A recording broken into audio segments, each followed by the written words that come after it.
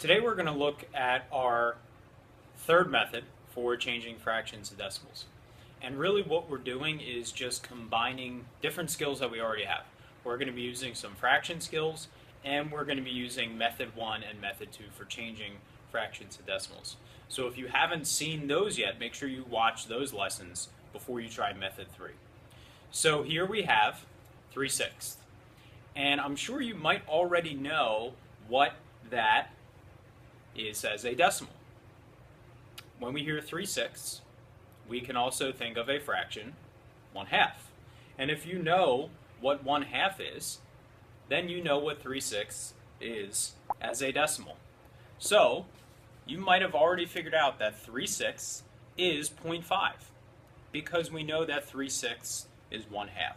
So what you're really doing, even if you don't realize it, is that you are using your fraction skill of changing fractions to equivalent forms to get 1/2, and I know that 1/2 is equal to 0.5. And that's what method 3 is. It's using our fraction skills to change the fraction to something we know how to convert to decimals and getting our answer. So we're using the memorized fractions from method 1 and the listening skills from method 2 and our fraction skills of finding equal fractions to greatly expand the list of fractions that we can change to decimals without using calculators. Our third strategy for changing fractions to decimals is combining multiple things that we already know how to do. And this is a huge skill to develop as a problem solver. It's combining different things we know to solve. So when I'm looking at 3/5, I want to think about method 1 and method 2. It is not one of my 5 memorized fractions. And when I say 3/5, fifths is not a place value. So it doesn't work with either of these. However, by using my fraction skill of finding equal fractions, I can make it fit method 1 or 2. If I multiply my numerator and denominator by 2, I get 6/10. Now all of a sudden, method 2 is back in play, 6/10, and I can write my decimal. I'm not making up answers based on what I see with 3/5. I'm still forcing it to fit method 1 or method 2 by changing the fraction. Let's practice more. Here we see 12/20. We think about method 1 and method 2. It's not one of our 5 memorized, and 20ths is not a place value, so I can't read, listen, and write. Try to use your fraction skills to change 12/20 to write it as a decimal. So find a new fraction and write that new fraction as a decimal. Pause the video. When you come back, I will show the answer. Here we actually have 2 options, so I'm going to solve it twice. I could divide 20 by 2 to get 6/10, a number that I can read and write. I also could have multiplied by 5 and gotten 60/100ths, again following method 2, where I can read it, listen, and write my answer. And we should know that the 0 on the end doesn't add to the value, so both of these are the same or equal numbers.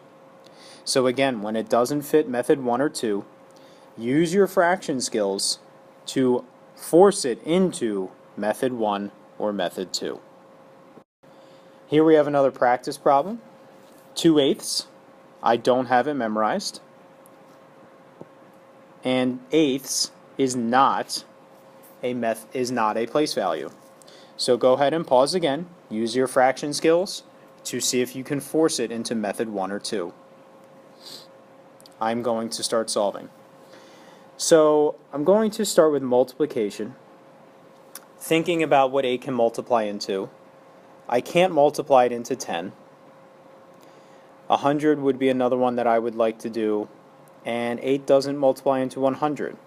I could try to get to 1000, but for right now, I don't think I'm going to. If I think about division, I know that 8 divided by 2 is 4, and I can do 2 divided by 2 for 1. 1/4 fits method 1. That is one of our memorized fractions that we have. So now I can finish this by using method 1. Again, your goal is to use your changing fraction skills to force it into method 1 or method 2. You might not always be able to do this, but it does work for a lot of different fractions. Here's your last practice problem. Go ahead and do the full evaluation process, and when you come back, I will be solving. So I'm first looking and thinking method 1 and 2. It does not fit. So I need to try to change this fraction. And 15, I can't multiply it into 10. And right now I'm pretty sure that I can't multiply it into 100. So I'm just going to make it smaller because I know I can divide 10 and 15 by the same number. And sometimes getting it to a smaller fraction can help us. I can do 15 divided by 5 and 10 divided by 5. And this gives me 1/3. And now I'm realizing 1/3 is a memorized fraction in method 1 of 3.3 repeated. So we're using our fraction skills to try to force it into method 1 or method 2.